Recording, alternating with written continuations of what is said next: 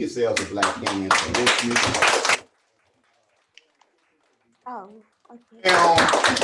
And it is so encouraging to have young people who are learning their heritage, who are learning what they want to do in life, right? Embracing it with confidence. And that's what we have at the Uhuru Academy, don't we? Is that what we have at the Uhuru Academy? No. Huh? Yes. No? Yes? Huh? All right, all right. You guys love your people? Yes. Are you proud of your heritage? Yes. Yes. I say. Yes. All right. I think our distinguished guest just came in, if I'm not mistaken. I saw Wonderful Sound Studio. Wait, let me see. Don't forget the introduction. Okay, well, I want him to, can we spotlight our well, before we spotlight our guest, we need to do the official introduction. Yes. He's going to be introduced by one of our high school students, Miss Kibra Muhammad. Y'all, let's give Kibra a hand, please. Can we spotlight Kibra Muhammad Koyo? Who's the host? Who's Kibra? I never. We're gonna see Kibra in just a second. That's Kibra right there. All right. Cool. Hi, everybody. I am super excited for our guest speaker today. We are going to be hearing from a best-selling author, award-winning filmmaker, recording artist, and a distinguished professor who Los Angeles Times calls one of America's best storytellers. Man, this incredible brother has written great books such as Buck, a memoir, amazing films such as The Black Candle, and inspiring music such as Young Bucks. I think that this is a powerful brother, and I am excited to have him today, and I hope you all are too. Now, without any further ado, please give a huge round of applause for Brother MK Asante. Thank you so much. Thank you so much, sister. What's your name? Kibra Muhammad. Oh, Kibra, sister Kibra, thank you so much. Yes, That was sir. a beautiful introduction. All right. Mama Koyo, can we highlight Brother Asante, please? I'm getting it. Yes, sir. I'm on it. All right. There we go. Hey, how you doing? Hello. Hey, how you doing? Hi. How's everybody doing? I've been doing good so far. How about you? Hi. All right. Peace, brother. How you doing? Welcome to the Uhuru Academy. Thank you. Thank you. I'm doing wonderful. Thank you. I'm doing wonderful. It's great to be here. You know, it's great to feel everybody's energy. Beautiful introduction, beautiful school. So peace to everybody at Uhuru. Have you just in terms of format, have you guys watched Black Candle? I'm just curious. Yes. It was Okay. Yes. It's great. Okay, great. So how did you want to do this, instructors? Did you want to do like a Q&A, or did you want to have me talk a little bit about it? We have some great questions for you. Okay. But before we get into the questions, if you could tell us a little bit about yourself and what inspired you to film The Black Candle, we can get started like that, and then we can go into the Q&A and just make this dialogue a nice Q&A and let the students kind of guide the conversation. Okay, cool. All right. So I have this mantra that if you make an observation, you have an obligation. And I know I'm going in and out of focus here. Let me see if I can adjust this a little bit so that. You can say that one more time too. Yeah, I'll say that again. Hold on, let me try to get my focus here. Okay. All right. If you make an observation, you have an obligation. So observation equals obligation. So that means when I see something, you know, I observe something, it's not enough to just see it, right? So for example, I might make an observation, you know, how come, you know, there's no store right here? Well, because you didn't build the store yet, you didn't create it yet, right? How come there's no school, right, that teaches young Black kids freedom, right? Well, because that's where Uhuru comes in, right? Or how come there's no, you fill in the blank, whatever your fill in the blank is. But around the world, when you look out in your world, in your neighborhood, in your city, your town, you notice there's things missing, and you make observations, and then it's your obligation to fill those voids, to put those things in place. And so that's been my mantra as a creator and just as a person. You know, if I make an observation, I have an obligation. If I see someone that needs help, I have an obligation to help, right? Not just to see them, you know, struggling, but to actually be involved in it. And so that's what drives a lot of my work. And I made an observation, you know, in terms of my books, my films, my shows. I've got you know, 4 books and several films, and also we have shows on Snapchat. This studio here that I'm in right now is Wonderful Sound Studio, and it was built, you know, designed to.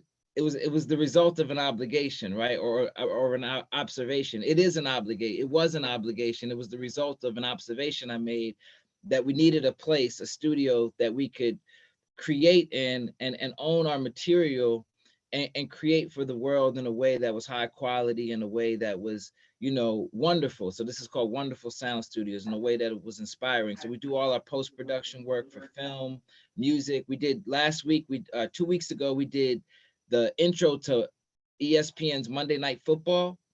Did you guys see that? No, I don't watch football. Watch football. We heard about it though. I watch I football. do. Okay, well, yeah, we did the intro to Monday Night Football. Where are you guys based at? Wait. What is this supposed to be? I don't know. We actually have students from all over the country online. I live in California. Okay, but what I live about in South Carolina. where the classroom is? The classroom, this particular classroom that you see, we're in Columbia, South Carolina. This is Okay. Uhuru SC. Uhuru Wow. Academy was originally founded in Fort Worth, Texas, right? Wow. And so our online program consists of students in 10 different states, Wow. 3 different time zones. And then we have a beautiful campus out here in Columbia with our team out here in South Carolina. And I think we have about 28 students currently here at this campus. And then we have another partner school, Prince Circle of Legends Academy, and they're based in 5th Ward in Houston, Texas. And they're online with us as well. Okay, wow. Well, it's amazing to see everybody. This is amazing. It's a new experience for me to you know, with the technology. But you know, so that's been my thing, is transforming observations into obligations. And so, you know, my book Buck, Young Buck, Buck Wild, Buck Shots, Bucktown, Slave Buck, Black Buck, Make Buck, Buck Now, that came out of an observation. My observation was that, you know, we needed a book, a book that young people could gravitate to. Also, I wanted to write the book that I wanted to read when I was in high school. And so that was my observation. You know, my observation was that, you know, young people love to read. They just, you know, didn't always have the right books. And so I wanted to fill that void. And then with the Black Candle, it's the same thing. You know, I'll take you back to 2006. I was a grad student at UCLA. I was in my last year, and you know, I made this observation. The observation was, you know, I was in film school, and I had already made a film called 500 Years Later that dealt with the, thank you, that dealt with the effects of slavery and colonialism on the African diaspora. And you know, so I'd already made that film, and I was looking to make another documentary. And the observation I made was that there was no film about Kwanzaa, which was odd to me because it had been around for a while at that point, you know, about 40 years, and there was no film. And so I was, you know, thinking to myself, how come there's no film on this yet? And again, observation, obligation. So the reason there's no film on Kwanzaa is because you didn't make it yet, right? You know, that's the reason there's no film, you know, and so it's waiting for you to make it. So, you know, so the first thing was observation. The second thing was, okay, obligation. This is a film that I have to make. And when I went on the journey for the Black Candle, it was an extremely educational journey for me. Every time you make a film, you know, it's like going to school, you know, it's immersion into a subject matter. And so I became immersed in the 1960s, the 1970s, the 1980s, the 1990s, and especially as it pertained to Kwanzaa, Black people, you know, cultural education, liberation, everything. And these are things that I was familiar with already to some extent. But when you make a film like this, you have to become, you know, you're talking to experts all the time. And so I wanted to make a film that that will become a part of people's tradition, holiday tradition. And so one of the first things I did was, you know, I contacted Dr. Maya Angelou.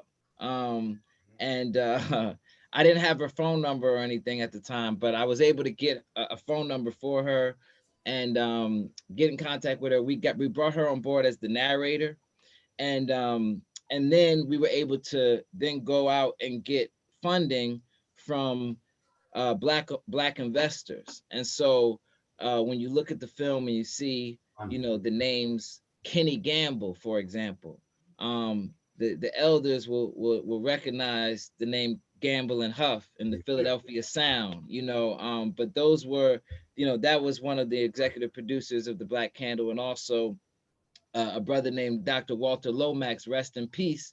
Dr. Lomax was Dr. Martin Luther King's medical doctor and an incredible businessman in Philadelphia, who still, his family still runs, you know, WURD in Philadelphia. But they saw the vision of what we wanted to do with the film, and they invested, and we were able to make that film, transform that observation into obligation, which is what our ancestors did. You know, when Harriet Tubman looked out, she made an observation. Her people were in bondage, so her obligation was to get her people free. She risked everything to get her people free. Paul Robeson's observation was that, you know, art was not being used in the purpose of social justice. And so his obligation was to sing for freedom. He risked everything. He did it. You know, he was an athlete. He was a lawyer. He was a poet. He was an actor. He sang in 20 languages. He was a scholar.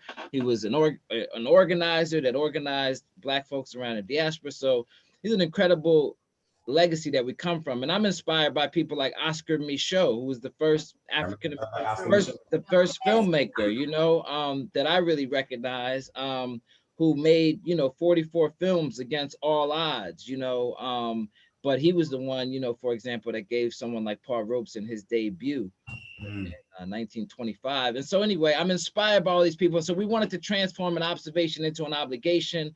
You see hip hop in there because we wanted to make it relevant. It is relevant. And we just tried to incorporate, you know, the things that are relevant to the holiday and the principles. And so I'm sure you'll have more specific questions, and I'll get into that later. But I wanted to give you kind of a catalyst for why we made the film, what was the inspiration behind it. And like I said, it was to fill a void. It was, how come this doesn't exist? It doesn't exist because you didn't do it yet. So you have to do it. And you know, and so that's where that came from. And all my projects are a result of that. We have, like I said, we have 2 shows. I don't know, the young people might, some of you might be on Snapchat.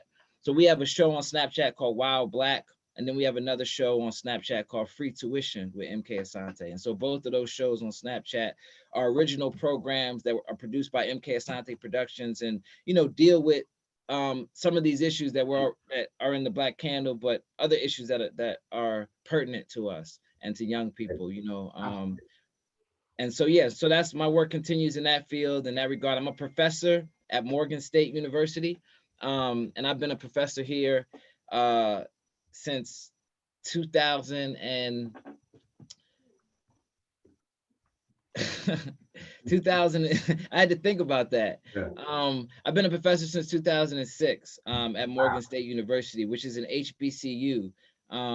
You know, and so if any of you, you know, come to Morgan's film program or English department, and, you know, I teach Black film, I teach screenwriting, I teach creative writing, and I teach film and business, all these kinds of classes. And so, all right. You know, we have a very strong creative writing program in our school. We have some very creative young people online right now. Why don't we do something fun right quick? We've been talking about parts of the Black Candle that stand out, that stood out to the students, whether it was emotionally, whether it made them feel good or invoke sadness or whatever. Why don't we allow a couple of students, raise your Zoom hand if you're online, and if you're in the class, raise your hand. just if they could point out a part of the film that stood out to them, and you can kind of break down what the motivation behind that particular. Okay, that would be great. That'd be wonderful. Would that be cool? Okay. That'd be wonderful. Yeah. Why don't we start with Micaiah? What stood out for you? And matter of fact, won't you come out this way because he can't see you over there. So Micaiah, if you can stand up and just come over here, right? And yep, that's good. That's good. Okay. So Micaiah, why don't you tell us what stood out for you in the film, or a particular part of the film that stood out to you? The part when the two teenage boys were assaulting each other, and one of the boys said, "I don't even have a country, and I don't even have a flag." And James Baldwin was right there and said, "I couldn't even tell them that I had a country or a flag." That's the part that stood out for me. Wow. So how did that make the cut? What was the, you know? Yeah, I remember that moment vividly because, you know, James Baldwin, you know, he was such the way he spoke was so eloquent, you know. So for example, you know, I remember he says, there was a boy last week, 16, and he said, "I don't have a flag," and he said, and I couldn't tell him he did, you know, and he said it like that very dramatically. And I remember I saw that clip originally in a documentary about James Baldwin called Price of a Ticket. Excellent documentary. And when I saw that clip, it stood out to me. And sometimes when you see something, especially as a filmmaker, I've heard the term before, you're like a scavenger of reality, right? And so I'm constantly storing things that I see or hear, bits and pieces. So you might say something and you may say something in this conversation today, and it may end up in a book or a poem or a lyric or something, because that's how it works. So I heard this lyric, this Baldwin quote, and then when we were making the documentary, and we were really getting at the cultural crisis and why Kwanzaa was so important and necessary, and the context in which it came out of, that clip to me really emotionally connected to why, you know, we talk about that sense of Africans in America being connected to the continent so deeply, and why sometimes there's a sense that here there's a disconnect. And so I thought that was a really good, you know, way to illustrate that point, because when you're making a documentary like this, there's a lot of intellectual ideas, a lot of kind of academic ideas, and it's great as a filmmaker when you can find something emotional that really captures that energy. And so that was very emotional and powerful, and it was Baldwin, and I just thought that it tied in well. Yeah. So I say thank you. Thank you. That's a great question. All right. Why don't we go online? Layla Sabur. Okay, what stood out to me was when the Hurricane Katrina happened, but they still came together, like after they wasn't like as sad after, and they still celebrated Kwanzaa. And also what stood out to me was when Malcolm X. I'm sorry, I can't see Layla. Where do I see her at? Let me spotlight Layla. There she is. Okay, cool. Hey, how you doing, Layla? Hi. And also what stood out to me was when Malcolm X said something. When you stick a knife in me, and if you pull it out, and it's like in 8 inches or something, and he said if you pull it out only 6 inches, that's not progress. The progress is when you heal the wound. So also that's what stood out to me. No, those are excellent. You guys are so on point with your analysis and your clips. I gotta bring you in the edit room. But that's an amazing clips that you point out. I want to talk about them real quick. So Hurricane Katrina, right after when I was making the film, I had received a speaking engagement in New Orleans at Southern University in New Orleans. And so while I was making the film, you know, I was doing other things. I had a book out, and so I was traveling, and I happened to go to New Orleans to do a speaking engagement. Katrina was probably about a year old at that time, or maybe longer. And when I went there, I was shocked. It was 2 years, I think, maybe. I was shocked that it was like the area the area where we were, it was still devastated. It still looked like, you know, the hurricane had just happened. And so when I started to talk to the people in the community about it, you know, that's when I started to hear about the stories that I wasn't seeing on the news, you know, about how people responded to things. And I wanted to tell that story because it was relevant at the time, but I thought it would be relevant even in the future, right? So even now it's still relevant, those ideas and what they did, and even telling that story, that making sure that we tell that story about people helping each other and people using those principles, because if we don't tell that story, where else are you going to see that story, right, told? So I thought that was important. And then the Malcolm quote is obviously so brilliant because, you know, he's talking, he says, you know, look, he says, you stick it 8 inches in, you pull it out, you know, 2 inches, that's not progress. You pull it out 4 inches. He said, you pull out, even if you pull out 8 inches, it's still not progress. He said, they won't even admit that the knife is there, let alone, you know, talk about healing the wound. They're not even admitting that they got the knife in you, you know? And so he said, so that was such a brilliant, again, you know, when you're making a film, you really start to value individuals who can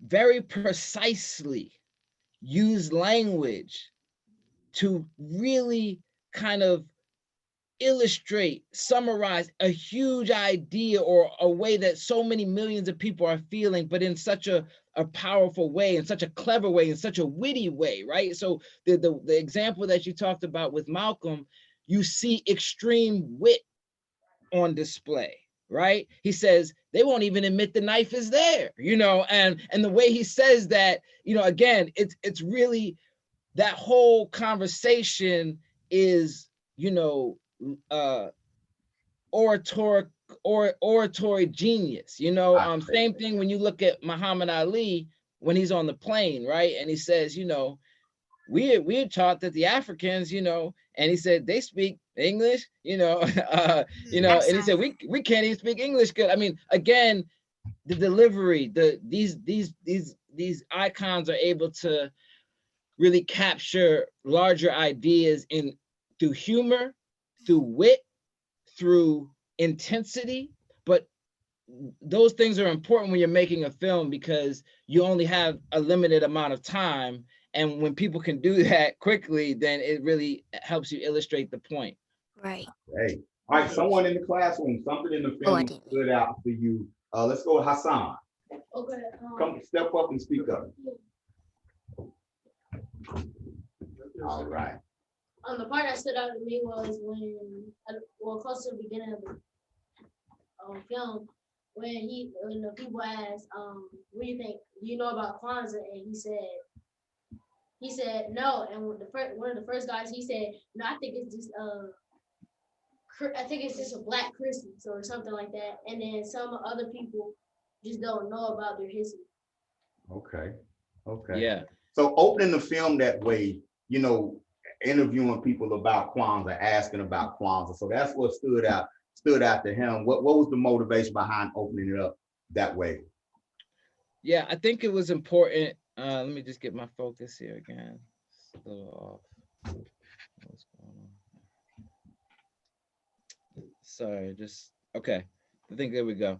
Yeah, so the opening of the film, what I tried to do was show that there's, you know, generally at the time, and I think you probably can attest to it in your own communities and within your own friend groups outside of your school, there generally is an ignorance about cultural things, especially something like Kwanzaa. Not, you know, many of us and are fortunate enough to have parents or go to schools that can enforce those things. But as you know, so many of our brothers and sisters don't know about these things. And, you know, I wanted to show the reality on the street. So I'm literally in the streets of Baltimore, in the streets of Philly, in the streets of DC, in the streets of Chicago, in the streets of, you know, LA, and I'm asking people on the street,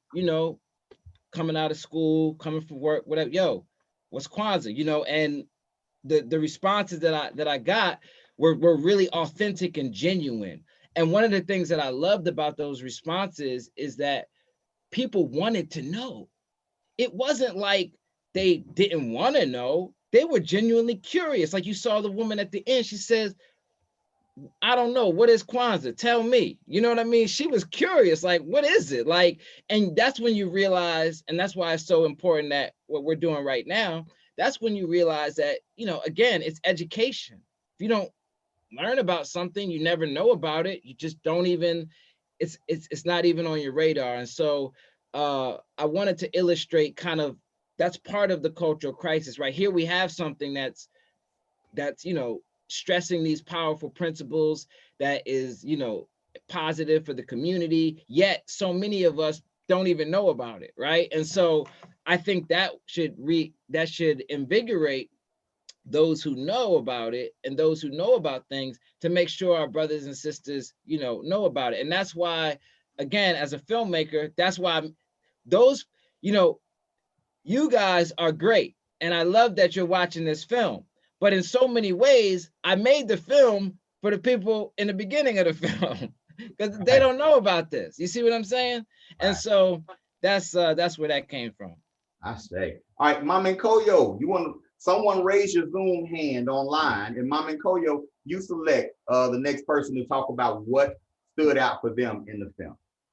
Zoom hand. I'm going to say as for Rondé. First, the reason I keep putting up this clapping hand is because I don't have a regular hand. And what stood out for me was probably the 2 sets of notes poem. You like that one? Yeah, I wrote that poem when I was probably like 18 or something. And I just turned 39 the other day, and people everywhere I go, whenever I do speaking engagements and things like that, people still ask me to do that poem. And it's still, it's one of those pieces that it's very relevant to people, and they love it. So I decided, okay, whenever people ask me to do the poem, I'll do the poem, because they still really. So I got you. Just for you, Huru. But I'll do the poem for you. It's this, like this. I find myself feeling as if I'm touching the ground and the ceiling in schools that don't engage in healing. No, they simply open the wounds and entrap me in rooms where I am consumed by hypocrisy. But hold up. Even Greek philosophers weren't the authors of their own philosophies. And the statues on campus be watching me. Washington, Jefferson, clocking me, as if to say my time's up. But I don't run laps on tracks, nah. I run laps around the scholars of tomorrow, because their new schools of thought are merely our histories borrowed. And they label me militant and black national radical. Yo, they tried to put my learning process on sabbatical, but I don't apologize. I spit truth into those eyes that have been infected by those lies. Then they try to get me to see their point of view from a cat that looked like me, but he don't walk like me, talk like me, or act like me. And homie started running when I asked if he was black like me, mastering their thoughts and forgetting our own. And you wonder why we always feel alone. From the media to academia, hanging brothers like coats. That's why in they schools, I take 2 sets of notes. One set to ace the test, and the other set I call the truth. And when I find historical contradictions, I use that first set as proof that Black youth's minds are being polluted, convoluted, diluted, not culturally rooted in anything except the Western massacre. Shit, that's why most of us in school, we were scared of Africa. We were taught our motherland through the eyes of David Hume and Immanuel Kant, not knowing Immanuel Kant tell me nothing about a land he's never seen, a land rich with history, beautiful kings and queens.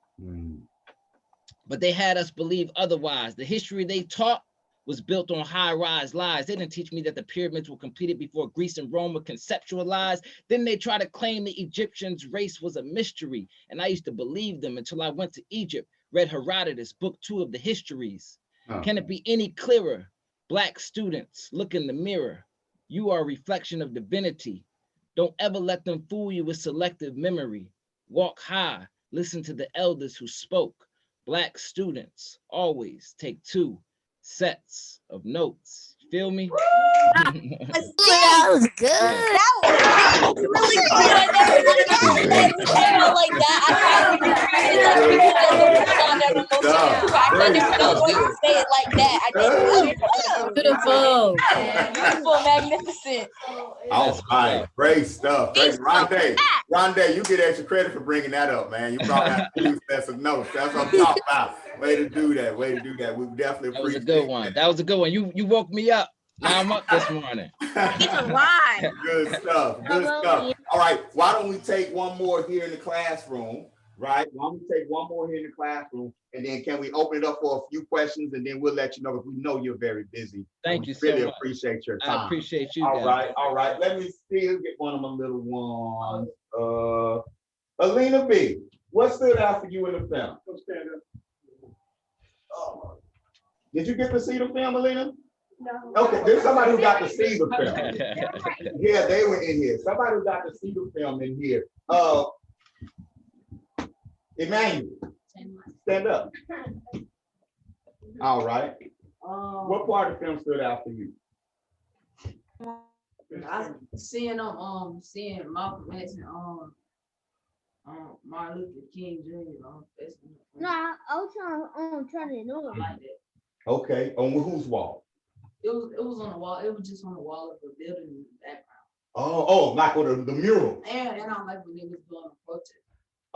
Okay. So the protest, and then what stood out to him, he loved seeing Martin and Malcolm on the mural. So that process of visuals, like what we see, a lot of the colorways, we saw murals, we just saw a lot of Black creativity. I know Emmanuel's looking back at me every time a piece of art would flash. I'm like, man, that's clean. That sort of thing. So what was the thought process between, with that? Because that's not an accident either, right?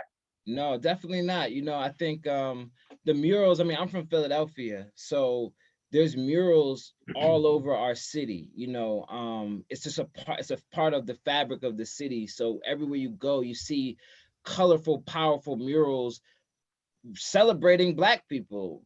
So, whether it's Dr. J or Sonia Sanchez or, Octavius Cotto, or, there's so many, icons, and this is just part of, so naturally, as a filmmaker, that just becomes a part of the way that I am now telling the story, right? Using murals and especially the colors, when I think about Africa and I think about, Black culture, I think about color, you know what I mean? I think, you look at a dashiki, you look at the fabrics, it's all colorful. And so I think that definitely speaks to that. You look at Kwanzaa, it's colorful. And so it spoke to that.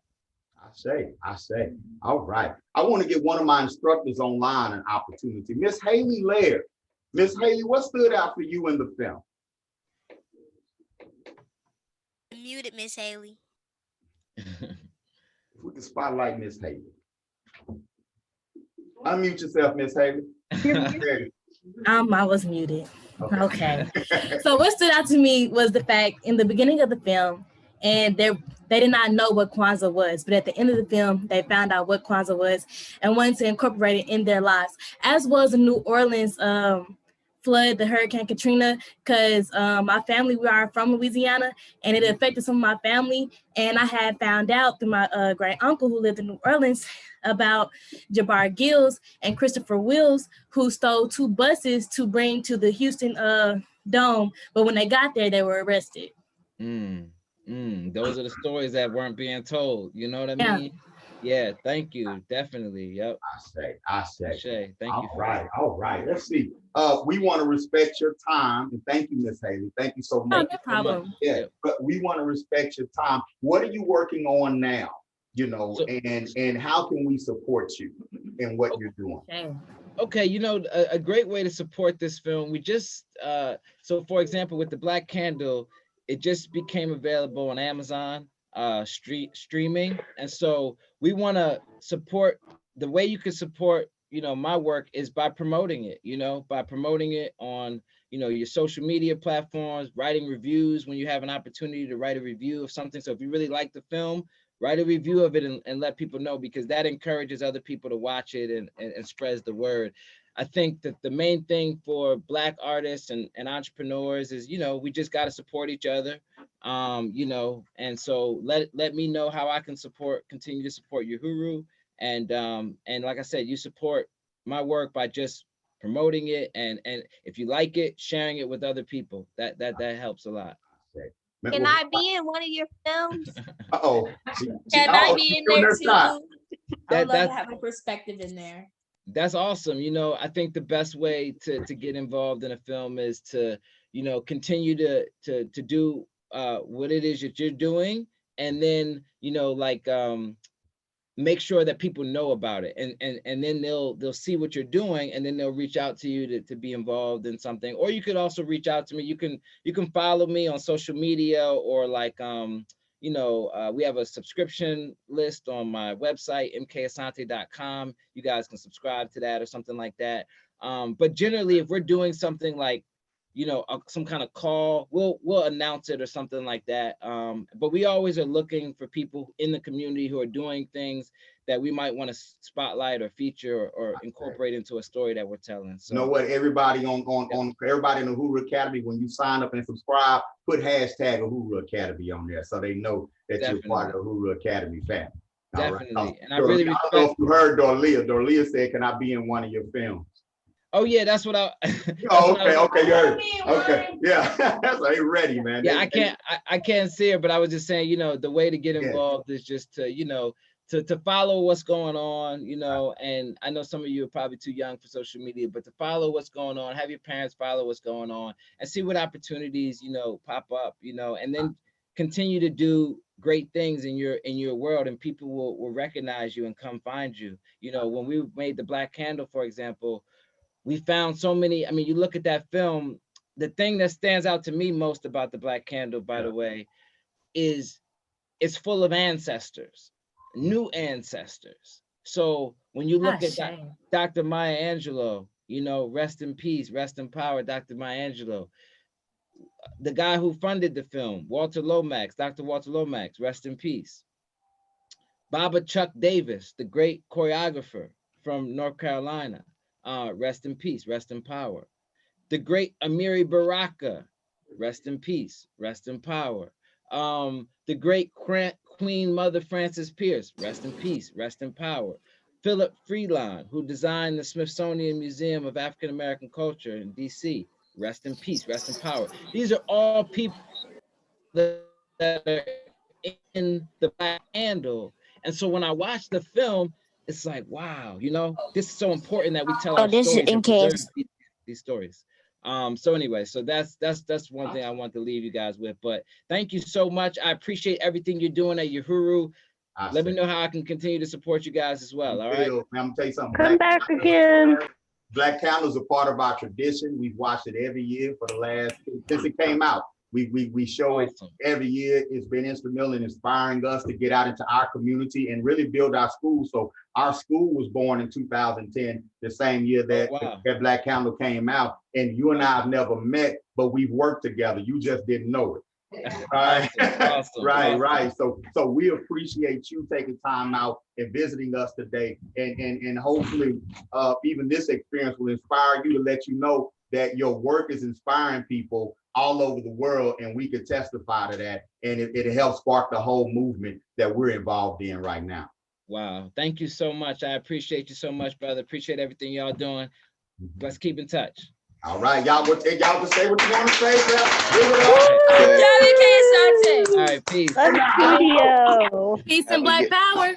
Have a good day. Peace. Do the same. My daughter gave me this bracelet yesterday. You got She did great. Oh, you got some kids. Yay. All right, brother. Oh, I can really be her best friend. All right. Was that not cool? Yes, indeed.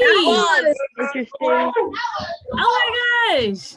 Right. So online students, you have an assignment. Hopefully you were taking notes during the lecture. I want to know, you're going to go to Google Classroom, you're going to go to Google Docs. I want you to type what stood out most for you in that lecture, right? Some of his answers. I really like his mantra. He said something about observation and obligation.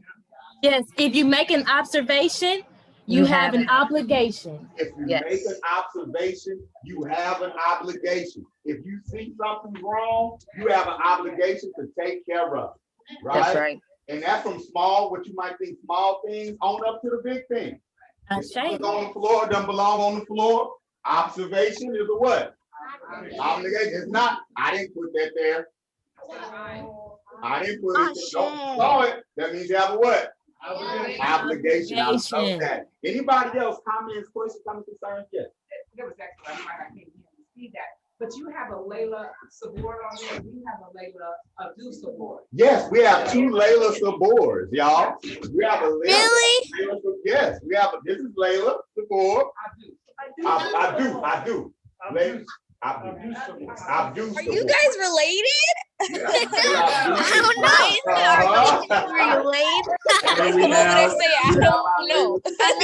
My middle name, I have two middle names. My middle, my two names are Camilla and Iman. So my whole name is Layla Iman Camilla Sabor.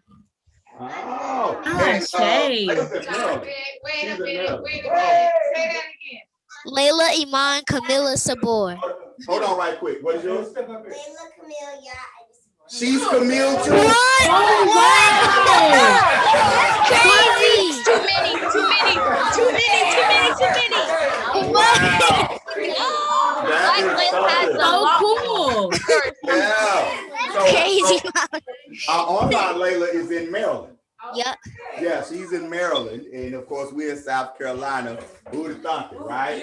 Wow. Right. Anybody else? And I like to thank. I know we have some family members and some parents online. Yep. I would love to get some feedback, right, from parents or someone that's visiting online.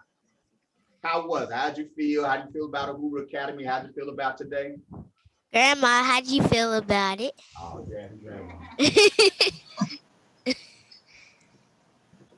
I'm Layla's mute, Grandma. great aunt. Can you hear me? Yes. I'm Layla's great aunt, and I want to thank Layla for inviting me today. Usually Kwanzaa is at my house, but we're going to have to do it. But we're going to have to do it online this year. Yes, ma'am. Okay. So thank you, Layla. You're welcome, Asaki. Beautiful. Thank you, Layla. Great job. You're welcome. All right. I'm gonna give everybody. Let's give ourselves one more big black hand. Asante, where'd he go? Right now, right? And yeah, that's what we got. Thank you, Mama Koyo, Mama Haley, the staff and team here. Great job. We're going to have some very interesting guests in the near future too. So we're going to have even more special guests that have made positive impacts on our community visiting the online classroom. All right, Black people doing powerful and wonderful and positive things. They're out here, and we're adding to it because all of you are going to do powerful and positive things in our community. All right, great job. All right, we're done, y'all. This session is for the introduction program. Thank you, Kibra. Are we going on a break? Yes. Yeah, I think a break is in order, maybe a 15-minute break. Yes. Can I read you something that hey Baba? Baba, Ron's talking to you.